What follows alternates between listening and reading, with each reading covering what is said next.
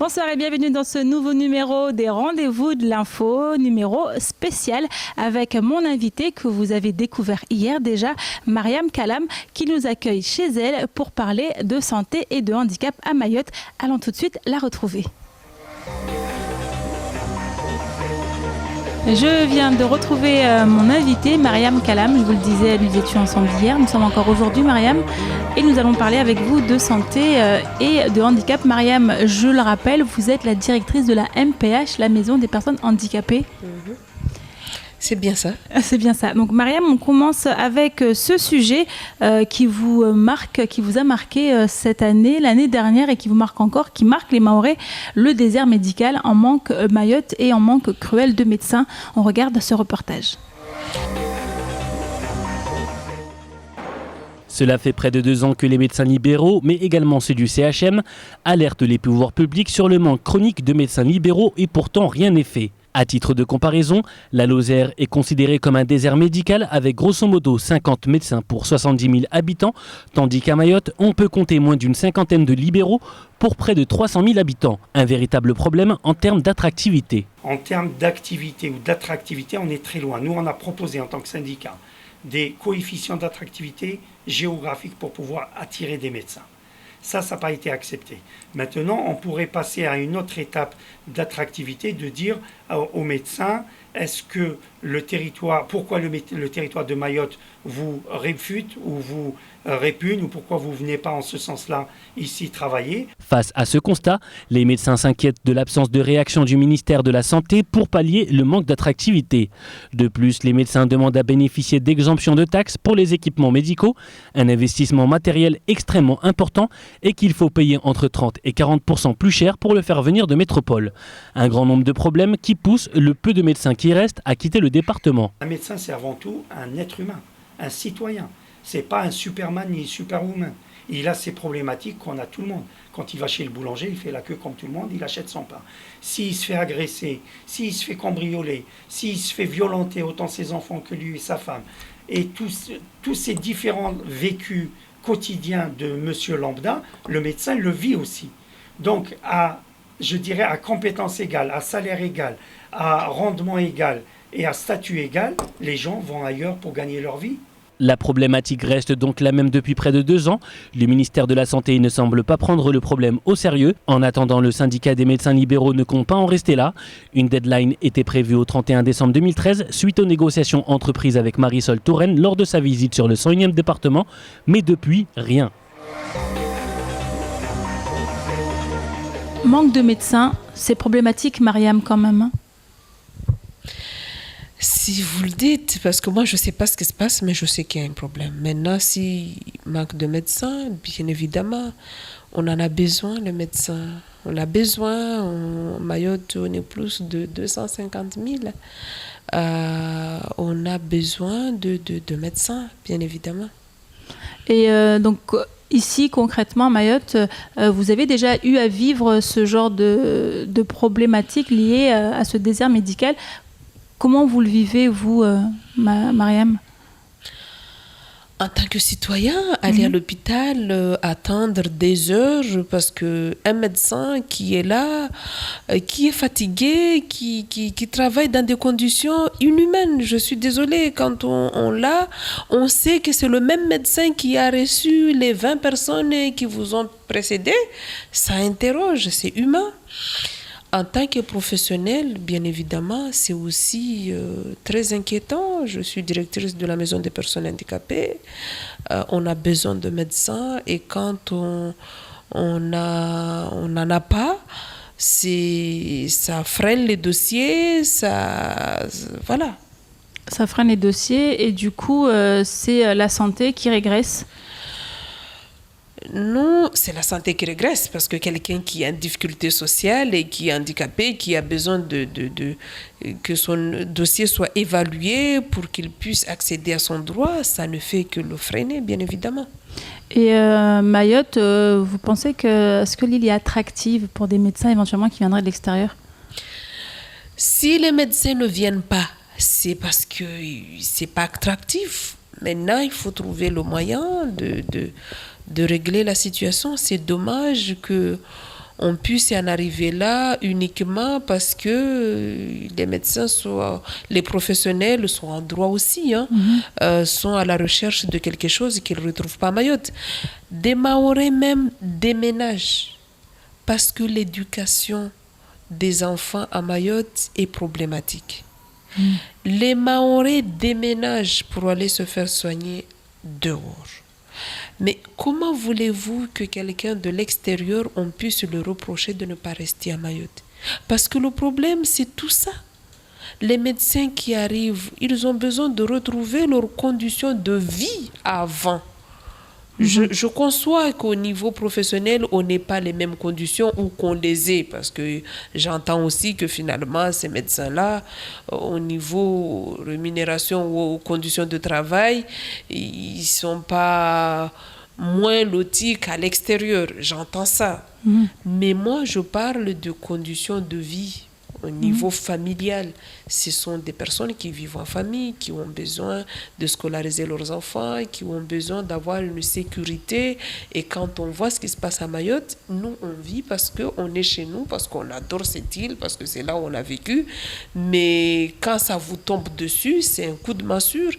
Quand vous êtes cambriolé 2 fois de suite dans l'année et qu'on vous vide le minimum de ce que vous avez, ça interroge.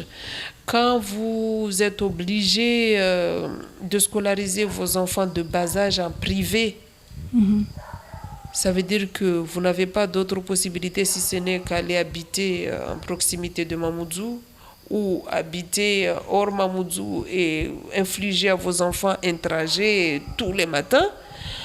Ça veut dire que vous vous interrogez sur l'après. Vous les scolarisez en privé en école primaire, mais il n'y a pas de collège privé, il n'y a pas de lycée privé. Qu'est-ce que les enfants vont devenir? On parle aussi d'absence d'activité pour les enfants. Les nôtres, ils en réclament. Ils n'ont jamais connu autre chose, ils en réclament. Les enfants des personnes qui vivent à l'extérieur, les enfants sont inscrits dans des clubs de foot, dans des clubs de karaté, de judo, autres. Ils arrivent à Mayotte, ils n'ont rien, mais ça se comprend. Donc en termes d'attractivité, Mayotte, il y a encore beaucoup à faire pour pouvoir attirer... Moi, je pense que ça se comprend. Ça se comprend. Maintenant, au lieu de constater ça et se dire les médecins ne viennent pas, il faut peut-être penser à aller dans le sens de leurs attentes. Ou alors parmi les pistes qui ont été aussi souvent évoquées, c'est de dire pourquoi ne pas inciter les jeunes Mahorais à suivre ces voies-là. Ça peut être une réflexion à mener, peut-être. C'est vrai, moi je me dis que les inciter, c'est pas le mot que j'emploierais. Je ne sais pas comment ça se passe aujourd'hui, mais nous, les personnes qui se sentaient, qui avaient les moyens au niveau, qui avaient des acquis qui leur permettraient d'intégrer les filières scientifiques, ici, ils le faisaient. Maintenant, les écoles, pour devenir un médecin, ce sont des écoles qui nécessitent des sélections pour rentrer avec des examens, je ne vois pas comment. Je ne sais pas, peut-être ces gens-là ont les moyens, mais moi je me dis pour faire des études en médecine, il faut avoir les capacités, il faut être sélectionné, retenu, tous les termes qu'on peut employer. Il faut avoir les capacités de suivre les études. Il faut aussi des moyens financiers. Donc, peut-être dans ce sens-là. Mais je ne sais pas. Je vois mal le département aller négocier des places dans une faculté pour que les Mahorais puissent avoir 10 places. Je ne sais pas si c'est possible. Mais je ne vois pas comment ça peut se faire. Dans quel sens? Donc pour J'ai vous, pas c'est, encore bien compris. pour vous, c'est une question qu'il faudrait creuser un peu plus. Hein. Pour moi, c'est donner à nos enfants les atouts pour intégrer ces écoles-là. Et les atouts, c'est pas ce qu'on vit aujourd'hui. C'est vraiment apporter une meilleure éducation à nos enfants aujourd'hui pour qu'ils aient de meilleures chances de réussir dans ces écoles-là. Moi, je vois les choses que comme ça. Je ne vois pas autre chose. Je ne sais pas si les services de l'État ou le département a la possibilité de négocier des places dans des écoles de médecine. Je ne sais pas dans quel sens ça peut se faire, mais pour moi, il faut aimer, il faut que la personne soit motivée pour suivre des études en médecine, d'une part, comme dans toutes les filières d'ailleurs, d'une part. D'autre part, il faut qu'il ait les acquis, les moyens, les capacités pour suivre ces études-là. Et je ne vois pas autre chose. Je vois pas autre chose. En tout cas, je reste un peu dubitatif sur cette idée d'inciter le jeune Mahorais. On continue, Mariam, à parler de médecins. Les médecins qui, certains d'entre eux, ont montré leur mécontentement. On regarde pourquoi dans ce reportage. 16 mois de salaire supplémentaire à condition d'exercer 4 ans sur l'île. Voilà les bases de l'indemnité particulière d'exercice dont bénéficient depuis hier les praticiens hospitaliers titulaires du CHM. Cette nouvelle prime, qui s'ajoute à l'indexation de salaire de 40%, a été mise en place pour renflouer le déficit de médecins dont souffre l'hôpital. Mais pour leur syndicat, l'enthousiasme reste mitigé.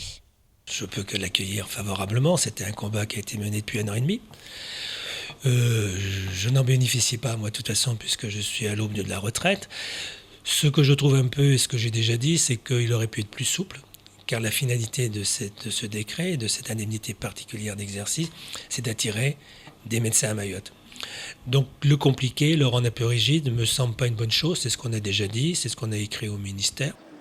Pour les praticiens hospitaliers, l'obligation de 4 ans d'exercice est un frein de taille. Même en cas de force majeure, un départ avant ce délai entraînerait le remboursement de l'intégralité de la prime. Aujourd'hui, le syndicat en profite aussi pour rappeler que l'avancée financière n'est pas un remède miracle. Les problèmes d'insécurité, de scolarité, mais aussi et surtout de moyens techniques du CHM continuent à entacher l'attractivité de Mayotte. Donc l'attractivité, c'est à la fois l'IPE, le système financier, il ne faut rien dire, les professeurs qui viennent ici viennent aussi pour une indemnité, et beaucoup de fonctionnaires, mais c'est aussi l'outil de travail. Et l'outil de travail, il est pour les praticiens, mais il est aussi, je le rappelle, pour ceux qui habitent Mayotte.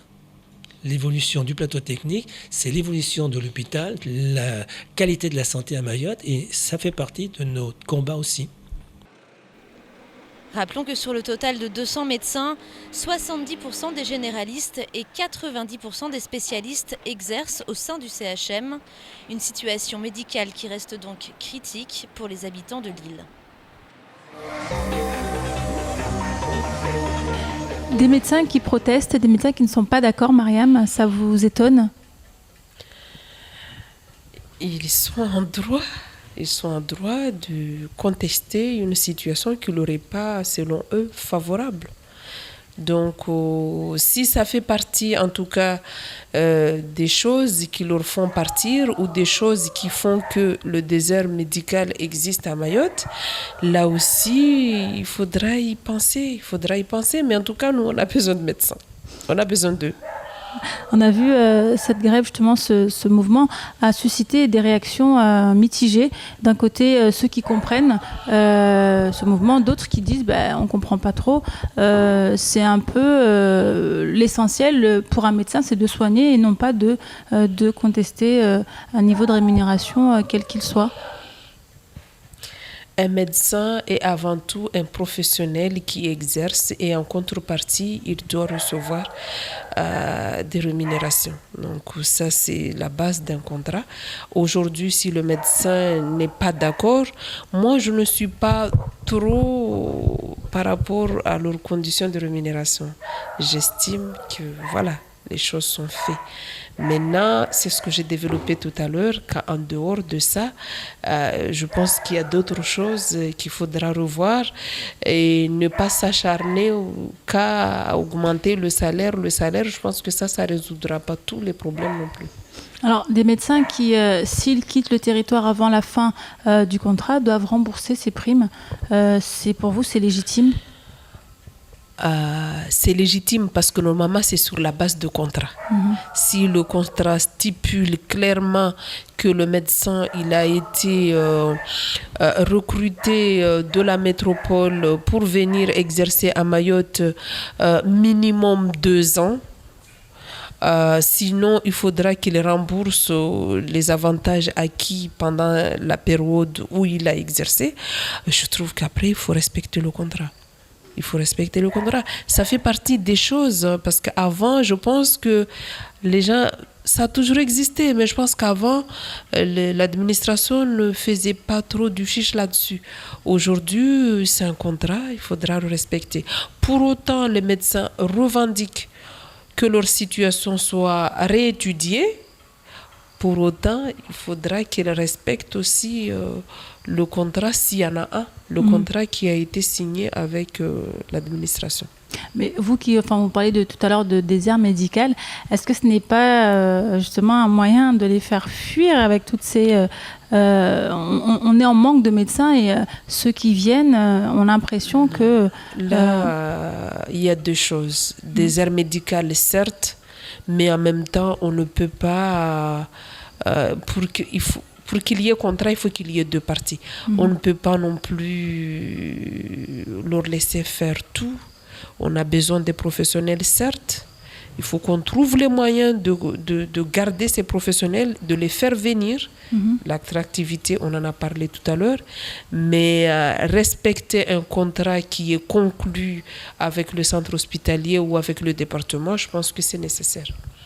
Alors, autre professionnel de santé dont on va parler, Mariam, les sages-femmes qui ont initié un mouvement de grève en début d'année, justement pour exiger en fait que leur statut soit revu, qu'elle soit prise en considération d'une manière meilleure, d'une manière bien plus importante que ce qui se passe en ce moment. On regarde ce reportage.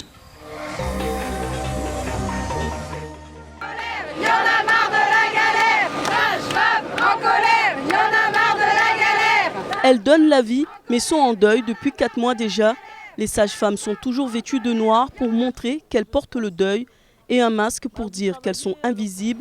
Même après 40 ans de profession, certaines constatent que rien ne change. Alors, d'autres demandent un peu plus de respect pour celles qui accompagnent les femmes pour donner la vie. Elles luttent, elles ont pourtant fait beaucoup de progrès. Maintenant, elles font des études universitaires, elles font des formations et tout. Mais il y a une chose qu'on leur a supprimée, c'est la dimension spirituelle, la dimension humaine. On les a cantonnées dans du médical et ça, c'est ce qui leur manque. Elles ont raison, elles ont leur motivation et j'espère que les gens en tiendront compte parce que donner la vie, c'est quelque chose de très important et c'est grâce à elles que le mouvement se poursuit. Donc bon courage à elles et puis voilà. Elles voudraient juste être reconnues par le gouvernement comme exerçant une profession médicale. Elles ne veulent pas prendre la place des médecins, mais veulent juste trouver leur place dans le monde de la médecine. Elles se disent compétentes pour ce qu'elles font et garantissent une autonomie professionnelle. Ce matin, moi j'étais quand même contente, même si ça fait 4 mois qu'on est en grève, on est toujours très mobilisés. On était encore une quarantaine ce matin. Donc ça veut dire qu'on ne lâche pas pour l'instant. On espère toujours que le gouvernement va bien vouloir nous écouter. Malgré des années de métier, les sages-femmes sont face au silence du gouvernement. Elles espèrent encore être écoutées. Les professionnels étaient une quarantaine ce matin, distribuant des tracts. Les sages-femmes sont plus d'une centaine sur le territoire. Plus de la moitié travaillent, assurant ainsi des gardes, même en étant en grève. Mariam, ce mouvement, vous trouvez légitime que les sages-femmes demandent à être revues comme des professionnels de la santé? C'est un mouvement national Les sages-femmes qui exercent à Mayotte, à mon avis, ce sont des sages-femmes au même titre que leurs collègues de la métropole ou d'autres départements français. C'est normal qu'ils s'associent à eux pour revendiquer ce qui est de leurs droits. Je ne condamne pas du tout ce mouvement qui s'inscrit au niveau national. Et moi, je considère que les sages-femmes qui exercent à Mayotte ont les mêmes droits et les mêmes compétences que ceux d'autres départements. Donc, c'est normal qu'ils s'associent à eux. Et vous comprenez pourquoi, justement, on en arrive à là Comment se fait-il que ce ne soit pas fait avant ? Là aussi, je pense que quand on intègre une profession, il y a une phase de motivation parce qu'on ne devient pas sage-femme par hasard. Ça veut dire que la personne a vraiment la vocation, a une passion. En tout cas, c'est un rêve pour la plupart d'eux. En tout cas, c'est le cas. Et une fois qu'on a le titre, une fois mais après on est confronté à la réalité de la chose. C'est un métier qui n'est pas du tout facile comme d'autres métiers, mais j'imagine c'est un métier qui n'est pas facile. On est passé entre leurs mains, on voit cette patience, on voit cette sollicitation, on voit cette agression, je trouve que c'est normal. Alors justement, donc les femmes qui, dans le reportage, je les vois avec un masque parce qu'elles se sentent invisibles. Est-ce qu'à Mayotte aujourd'hui, vous qui parliez dernièrement de ces femmes qui accouchent à la maison, est-ce qu'aujourd'hui à Mayotte, ces femmes-là, elles sont reconnues par la population ?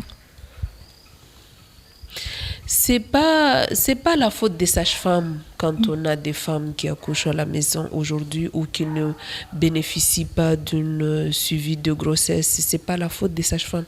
Les sages-femmes sont toujours là quand on va vers eux, quand on les sollicite.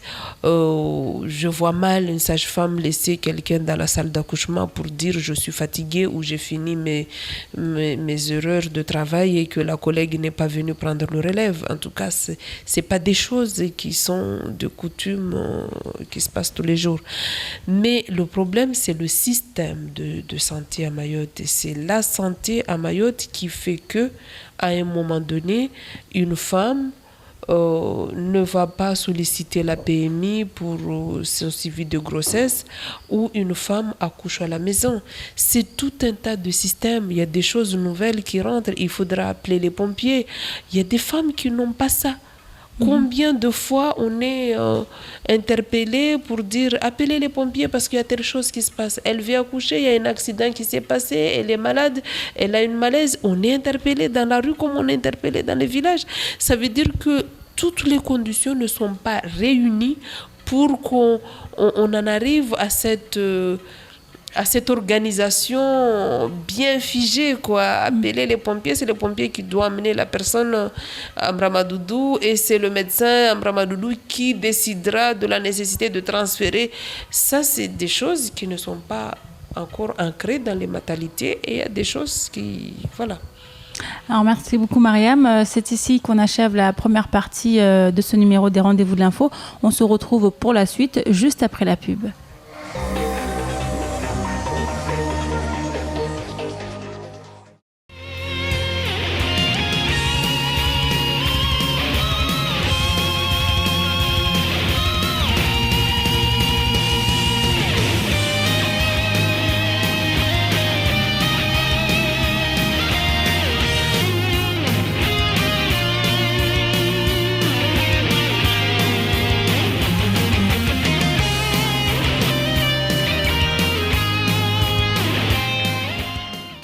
Temps de parole à la radio et à la télévision, c'est le matin dans la matinale. Et puis temps de parole, c'est aussi à la télévision, le soir à 19h40 sur KTV, juste après le journal. Temps de parole, c'est quoi? Eh bien, c'est un temps de parole donné à tous ceux qui veulent prendre la parole.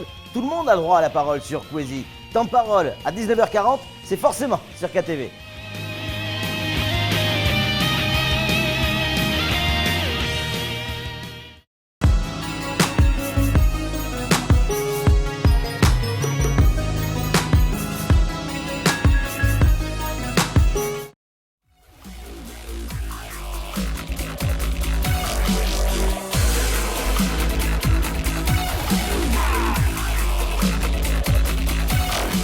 Bonjour à tous, c'est Ornella Perrine, votre Miss Météo sur KTV. Retrouvez-moi du lundi au vendredi à 19h35, juste après le JTM et aussi pendant le week-end. À bientôt.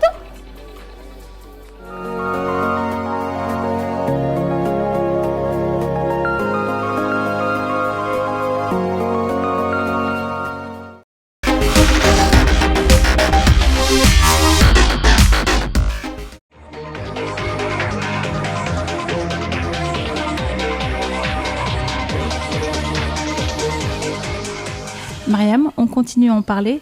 Oui. Alors, on va continuer avec ce sujet qui a quand même marqué et qui a beaucoup choqué le décès d'une femme enceinte à l'hôpital de Dzoumogné. On regarde ce reportage et on en discute juste après, Mariam. C'est un drame qui pourrait bien se transformer en scandale. Une femme de 40 ans, originaire d'Aqua, a trouvé la mort au centre hospitalier de Mamoudzou. Le 30 novembre dernier, elle se présente au dispensaire de Dzoumogné pour l'accouchement de son 6e enfant. Problème, une anomalie cardiaque est décelée chez le bébé. La mère a donc été transférée d'urgence à Mamoudzou pour une césarienne. Mais l'opération ne s'est pas bien déroulée. Selon les premiers éléments, une série d'hémorragies aurait entraîné son décès le même jour. Son bébé, lui, est sain et sauf. Aujourd'hui, si le CHM et l'Agence régionale de santé confirment le drame, ils ne souhaitent pas communiquer sur ces circonstances. Une mission d'inspection a été diligentée pour déterminer les circonstances du décès et de la prise en charge de la patiente. Ces investigations sont actuellement en cours. 10 jours après les faits, la plainte déposée par la famille de la victime ce matin va aussi permettre l'ouverture d'une information judiciaire. Aujourd'hui, même si rien n'est encore sûr, des questions se posent sur les qualifications des personnes ayant effectué cette césarienne. Selon des sources proches du dossier, il s'agirait de 2 internes en médecine qui n'auraient pas été encadrés par des médecins expérimentés lors de l'opération. Mais toutes ces informations restent à confirmer par le travail des enquêteurs. Mariam, une affaire qui a fait grand bruit ici à Mayotte. Vous, quelle réaction ça suscite chez vous ? En tant que citoyen de cette île, c'est inquiétant. Ça me révolte. Moi, c'est pas pour autant l'accident médical qui me dérange, mais c'est tout ce qu'on a entendu autour de ça. J'espère toujours que c'est pas le cas. On a entendu que la personne n'était pas apte à exercer, en tout cas tout seul. Ça l'a été au sein d'un centre hospitalier, d'un département qui est la nôtre. C'est regrettable si c'est le cas, mais j'espère que c'est pas le cas, mais c'est des choses qu'on raconte. Mais ce qui est aussi regrettable à Mayotte, c'est le silence, c'est l'ignorance. Je parlerai d'ignorance. Quand ces choses-là arrivent, ça arrive aussi à l'extérieur, on les voit tout le temps à la télé, on consent, on explique à la famille, ce qui n'est pas le cas. On ne peut pas comme ça amener sa femme à la maternité, la femme est décédée, on vous rend le corps, vous repartez. Après, vous repartez avec des suspicions, des idées. Finalement, on retourne chercher des explications et découvrir toutes ces choses, que la femme a été opérée. Non seulement c'est qu'elle est décédée parce que l'opération s'est mal passée, mais en plus, elle est opérée par une personne qui ne devrait pas le faire, toute seule en tout cas. Ce sont des choses qui interrogent beaucoup et qui déçoivent. Ouais. Moi, ça me déçoit beaucoup. Et donc aujourd'hui, pour beaucoup, cette affaire a permis de mettre le doigt sur ces problématiques en fait qui touchent les hôpitaux à Mayotte. Donc on revient encore une fois, Mariam, sur ce problème de manque de moyens humains. Peut-être le nœud du problème est essentiellement ici. On en a parlé, manque de moyens humains, mais encore une fois, il y a des personnes, des autorités qui sont compétentes pour régler, pour traiter la situation, mais pas à ce qu'on arrive à la situation qui dégénère, quoi. On a besoin des médecins, mais j'ai parlé de plateau technique tout à l'heure. On a vraiment besoin des médecins qui soient à mesure de nous prendre en charge à Mayotte, parce que ici aussi, toutes les problématiques sont là. Ici aussi, la population a besoin d'être soignée.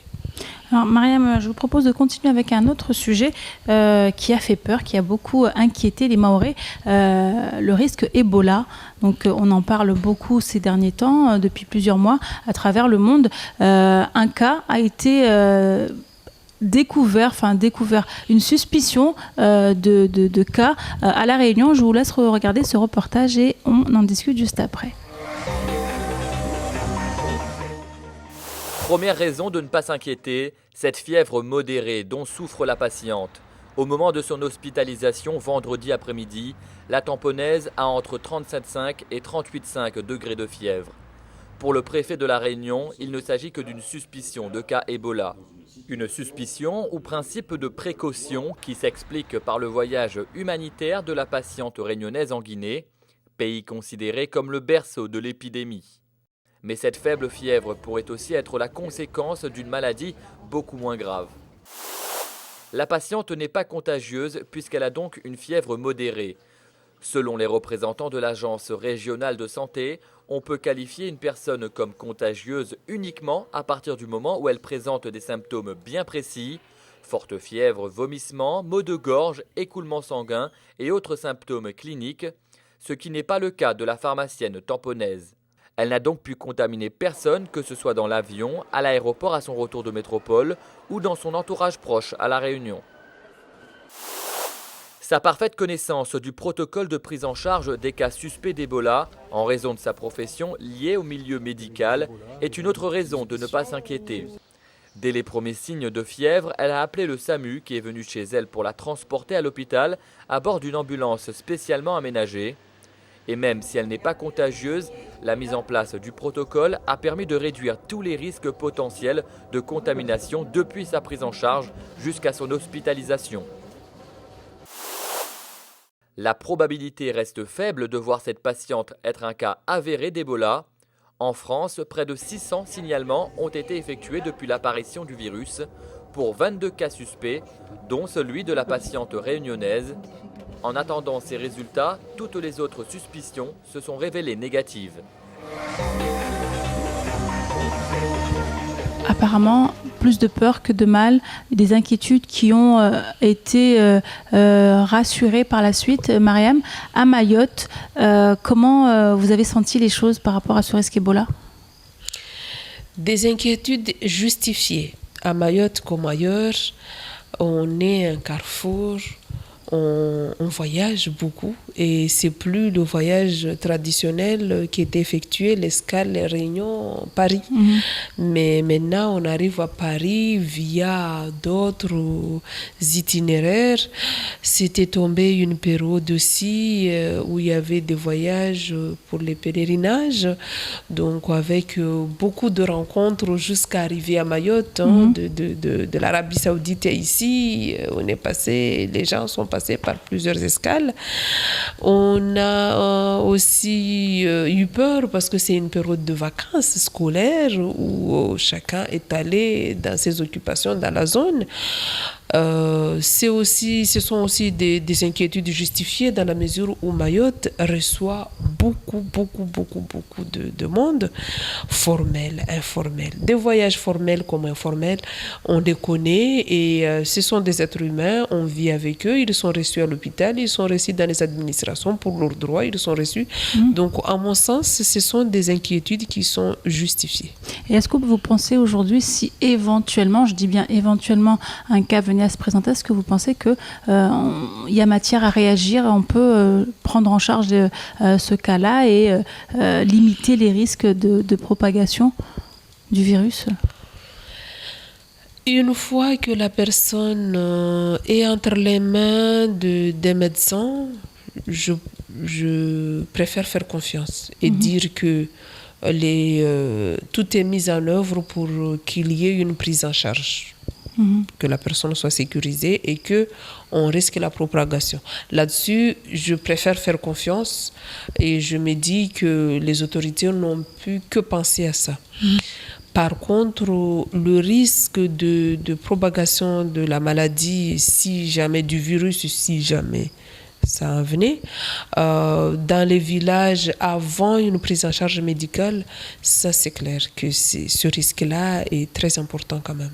Parce que on a d'autres choses. Comme je l'ai dit, on dort à la maison avec plus de 42 fièvres. On dort avec ça à la maison parce que pour aller aux urgences, on va passer des heures si c'est considéré comme urgent. Donc c'est pas tout le monde qui va se prendre la température, qui va surveiller la diarrhée, qui va surveiller tous ces effets qu'on a développés et courir pour aller à l'hôpital et arriver à l'hôpital, être pris en charge. C'est pas le cas. Moi je compare ça au chikungunya. L'Ebola, le chikungunya, c'était dans les années 2000. C'était en 2006 que ça s'est développé à Mayotte. En tout cas, on a eu une épidémie en 2006. Et j'ai vu comment les gens ont réagi. Si c'était quelque chose de mortel, en tout cas comme on décrit le virus d'Ebola, il y aurait eu de nombreuses victimes. Pourtant, les gens allaient à l'hôpital. Les gens se sont soignés, mais c'était impressionnant. Je ne sais pas si vous avez ces images des personnes qui montaient pour chercher des quinines ou autres pour se soigner traditionnellement, se chauffer, transpirer sur les choses, des marmites, des casseroles qui contenaient des trucs traditionnels. Mais c'est incroyable, c'était impressionnant. En tout cas, au niveau médical, ils n'ont pas réussi à prendre en charge les personnes qui étaient atteintes par le chikungunya à cette époque-là. Donc aujourd'hui, je reste... Voilà, je me dis, je fais confiance, mais je sais que ce n'est pas le cas. D'accord. On peut que prier que ça ne nous arrive pas. Espérons-le très fort, Mariam. On finit cette émission, Mariam, avec un autre sujet qui a marqué l'année 2014 et qui a aussi suscité beaucoup de réactions de part et d'autre.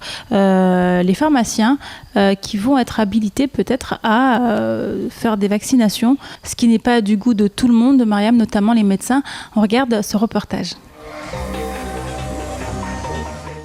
La libéralisation des secteurs des professions spécifiques pour les métiers de notaire, médecin, infirmier et bien d'autres est un projet que l'Europe veut faire appliquer en France depuis des années. Ainsi, la ministre des Affaires sociales et de la Santé, Marisol Touraine, a présenté son projet de loi dont une disposition permettrait aux pharmaciens de vacciner les patients. Une nouvelle plutôt bien accueillie par l'ensemble de la population. Pour moi, je vois que c'est une bonne idée parce que on peut acheter et faire le vaccin directement au lieu d'aller prendre un rendez-vous et oublier le rendez-vous ou de ne pas faire comme il faut. Ça, je pense que c'est une bonne idée. Na dispensaire senda l'hôpital ambao tsondwa fanya vaccin après usondwa jiparamba no usketi tu ambana valosi sugoja docteur au si linda itininia ho ipare no jo paramana no wakati usumenya bele ona kajamba usenda pharmacie unafanya vaccin sona uriyo yachokafikira nzuri kwa. Gain de temps, d'argent, les patients voient là un avantage, mais pour ce qui concerne les professionnels de santé, cette proposition de loi lance un pavé dans la mare. Ainsi, leur profession risque d'être sous-évaluée et banalisée, indiquent leurs représentants. Le gouvernement, avec cette proposition, souhaite combler la pénurie de médecins tout en augmentant le nombre de personnes vaccinées. Après formation, les pharmaciens pourront vacciner les patients. L'acte coûterait nettement moins cher, 10 €. Les syndicats de médecins montent au créneau et demandent qu'adviendra-t-il de la traçabilité des actes, indiquant également que cela exposera les patients au danger de l'amateurisme médical. Le changement permettrait une meilleure couverture vaccinale, mais aussi une nouvelle formule d'accès aux soins tout en bénéficiant de la proximité des officines. L'habilitation des pharmaciens à procéder aux vaccinations ne déplaît pas à l'ensemble des Mahorais, même si que cet acte reste médical et bouleverse l'ensemble des professionnels de santé. Aujourd'hui, l'ensemble des professionnels concernés parlent du danger à laisser n'importe qui se prévaloir de compétences sans forcément avoir été formé pour. Alors Mariam, certains sont pour, certains sont contre. Et vous, qu'est-ce que vous en pensez ?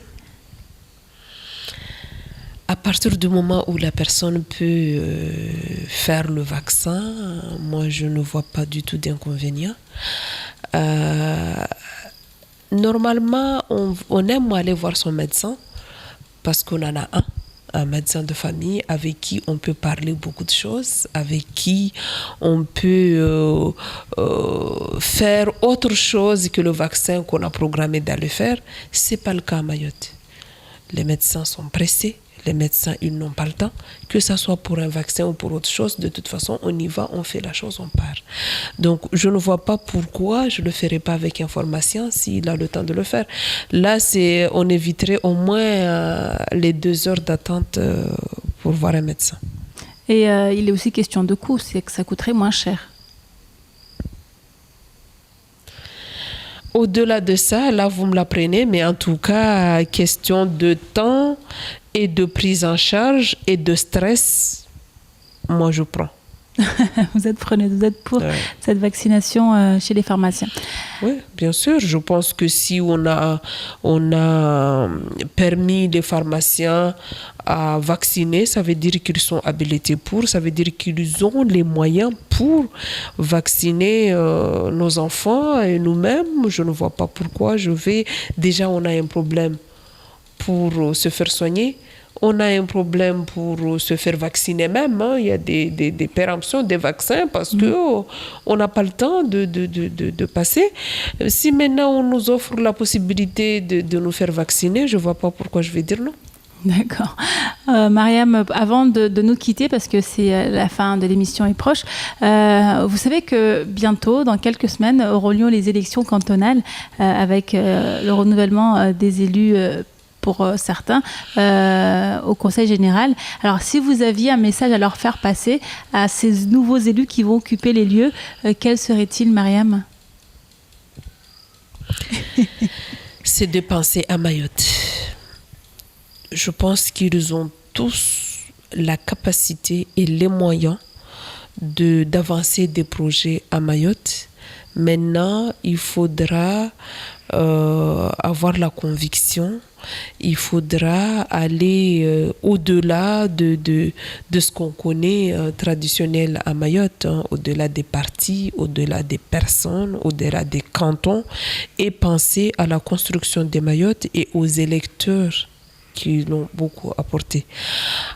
Il y a quelque temps, on rigolait avec un collègue en disant si ces élus savaient la fierté de leurs proches de leur voir élus, maire, conseiller général, comme conseiller, ils allaient faire beaucoup d'efforts. On rencontre des mères de famille qui se présentent spontanément et qui ont vraiment besoin de préciser qui ils sont, quelle est la mère de tel élu.